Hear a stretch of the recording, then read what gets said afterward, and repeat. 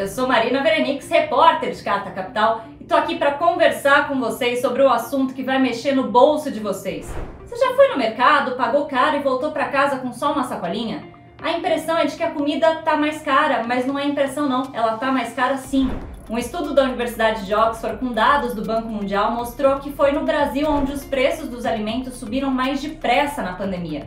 Segundo o IBGE, comer em casa ficou 0,78% mais caro. Dados do Diese apontam que o custo médio da cesta básica subiu em 15 capitais no mês de julho. E para quem ganha o salário mínimo, foi preciso comprometer mais da metade da renda com a alimentação. O presidente Jair Bolsonaro, ao comentar o assunto, colocou a alta dos preços na conta do consumo. É a lógica do quanto mais se compra, mais demanda. Quanto maior a demanda, maior o preço. Por que aumentou a inflação no Brasil? Bem, não foi só no Brasil, foi no mundo todo. O mundo todo passou a consumir mais. Além de o mundo crescer, em média, mais 60 milhões de habitantes por ano, ele passou a consumir mais. O cara ficou mais em casa. Aí você está falando, não, o pessoal passou fome. Olha, muitos brasileiros passam mal, sei disso. Alguns passam fome, sim, passam fome. Mas a média de que passou a comer mais foi bem maior. Se você perguntar aí em casa, que está assistindo agora, ou olhar para você e lembrar que você pesava no passado, que você pesou agora, como na média todo mundo engordou um pouco mais. É uma realidade. Mas isso é uma falácia argumentativa que ignora a realidade do país. O presidente ainda chegou a afirmar que o auxílio emergencial estava estimulando a demanda e a inflação. No entanto, economistas discordam do presidente. Hoje o país tem 20 milhões de pessoas sem ter o que comer e mais da metade da população brasileira sofrendo diferentes níveis de insegurança alimentar. A comparação com 2018 revela que são 9 milhões de pessoas a mais nessa condição. O cenário que a gente está vivendo tem relação com diversos fatores, e o primeiro deles é o desmonte da Companhia Nacional de Abastecimento, o CONAB, desde 2019. O CONAB é quem regula o valor dos alimentos. E esse órgão ligado ao Ministério da Agricultura tinha um planejamento de armazenamentos de grãos que eram doados e que também serviam de insumos para pequenos agricultores. Mas esses armazéns vêm sendo esvaziados ao longo do atual governo e somente em 2019 foram vendidas 27 unidades. Especialistas afirmam que quando o CONAB para de estocar esses grãos, a gente fica mais suscetível ao choque de preço do custo da produção e impede as doações para os demais necessitados. Se tem muito grão em circulação, o governo estoca uma parte da produção para que os preços não despenquem. Quando os preços estão muito elevados, eles liberam parte desse estoque para forçar a baixar os preços. Essa lógica também funciona com outras coisas, como o dólar, por exemplo. E por falar no dólar, ele também é um dos principais motores para essa falta de estocagem. Com o valor do dólar mais alto, fica mais vantajoso exportar produtos, levando em consideração que eles vão ser pagos em dólar. Então, ao invés de estocar os grãos, vende-se a produção inteira e o país fica sem seu mecanismo de regulação interno. E tudo isso faz parte do liberalismo proposto pelo governo, mas isso é assunto para outro vídeo. Além disso, o governo também não incentivou as políticas alimentares nesse período. A gente teve um esvaziamento de programas voltados para estimular a agricultura familiar e combater a fome, além da defasagem da cobertura e nos valores do Bolsa Família, segundo os especialistas. Em 2014, o Brasil deixou o chamado Mapa da Fome da ONU. No entanto, nos anos de 2017 e 2018, o IBGE mostrou que a situação de insegurança alimentar era vivenciada por 60,3% dos domicílios pesquisados. Ao assumir o governo federal, o presidente Jair Bolsonaro extinguiu o Conselho Nacional de Segurança Alimentar e Nutricional, que tinha a atribuição de propor ao governo federal diretrizes e prioridades da política de segurança alimentar e nutricional. Um estudo de pesquisadores vinculados a universidades da Alemanha e no Brasil mostrou que em 59% dos domicílios entrevistados no fim de 2020 estavam em situação de insegurança alimentar durante a pandemia. O estudo também citou o fim desse conselho como um dos retrocessos institucionais e orçamentários na agenda da segurança alimentar e nutricional. Em junho, o ministro da Economia, Paulo Guedes, fez uma declaração na qual comparou a quantidade de comida do prato dos europeus e dos brasileiros numa clara tentativa de atribuir a situação atual do país com o apetite do brasileiro e falou em direcionar alimentos desperdiçados a programas sociais. Europeu, que já enfrentou 2 guerras mundiais, são pratos relativamente pequenos. E os nossos aqui, nós fazemos almoço onde às vezes há uma sobra enorme.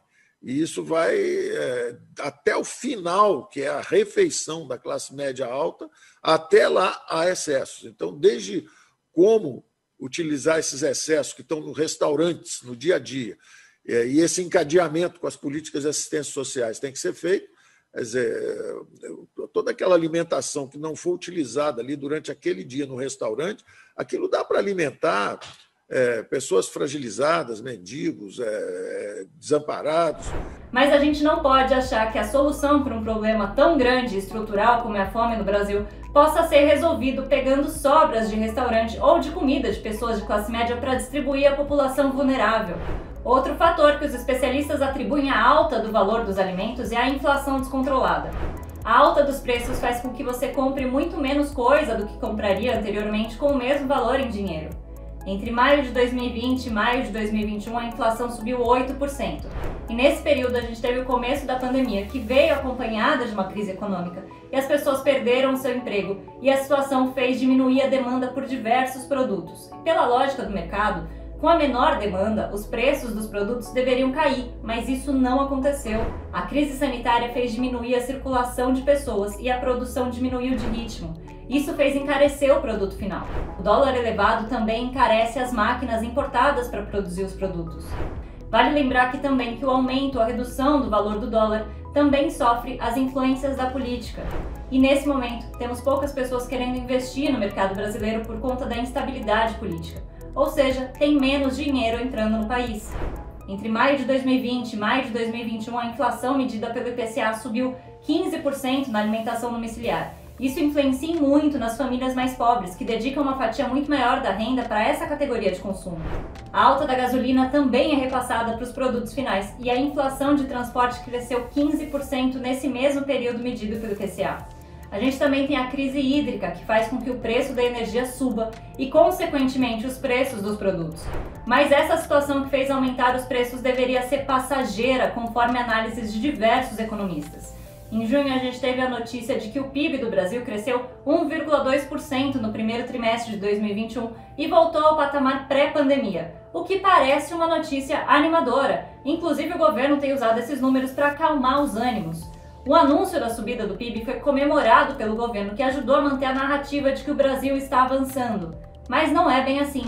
A maior fatia do PIB brasileiro foi do agronegócio, que se beneficiou da inflação. Com os preços dos produtos mais altos, arrecada-se mais e acaba causando a subida desse PIB. E essa subida é virtual. O PIB de serviços, que é o setor que mais gera empregos no Brasil, continua encolhendo e o consumo das famílias também. Cenas como as que a gente viu de pessoas fazendo fila na porta de açougues para a doação de ossos não conversa com o aumento do PIB. O número de desempregados no Brasil também não conversa com esse PIB subindo. Aí, para ajudar esse cenário, a gente tem o anúncio de um novo programa de auxílio que vai substituir o Bolsa Família, chamado de Auxílio Brasil. Esse novo projeto ainda não definiu os valores repassados às famílias, mas o Planalto prevê um aumento de 50% nos repasses. No entanto, o Auxílio Brasil está muito aquém do Bolsa Família, porque ele não considera os efeitos econômicos e sociais da pandemia. O número de pessoas atendidas pelo programa seria de 17 milhões, que é o mesmo valor do Bolsa Família, que não considera aí as pessoas que perderam o emprego durante a pandemia e as pessoas que tiveram os provedores de renda mortos pela Covid-19. Além da inflação, a gente tem outros motivos para o aumento do preço da comida no país. Lembra que eu disse que a principal elevação do PIB estava relacionada com o agronegócio? Pois bem, o agronegócio ocupa terras, utiliza das fontes híbridas e utiliza das estradas e tem um alto investimento do governo e tudo isso para plantar commodities, ou seja, soja, algodão, cana, café e não alimento. A cena das pessoas na fila esperando a doação de ossos ocorreu em Cuiabá, que é a cidade que está no coração do agronegócio brasileiro. E por ali são produzidos grãos e proteína, mas tudo para exportação. Isso significa que essa região, o Centro-Oeste, que é uma das regiões mais influentes na economia do país e mais ricas, vive um cenário de riqueza financeira para os grandes produtores e de miséria para boa parte da população.